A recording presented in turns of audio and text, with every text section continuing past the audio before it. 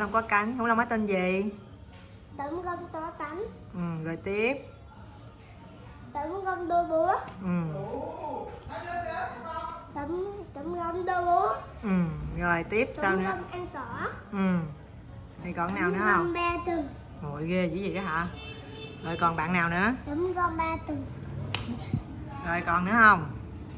Tấm gông ăn thịt người. Ăn thịt người hả? Rồi con khủng long nào ăn cỏ? Cái con vậy mất. Con ăn cỏ hả? Rồi còn bạn nào nữa không? Con nói con gì? Tấm gông ăn thịt người. Ăn thịt người hả? Rồi mấy con này là con gì đây?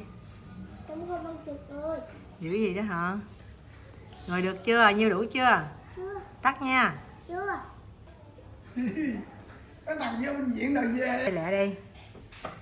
Tấm gông đầu bò. Cái thằng vô bệnh viện rồi về.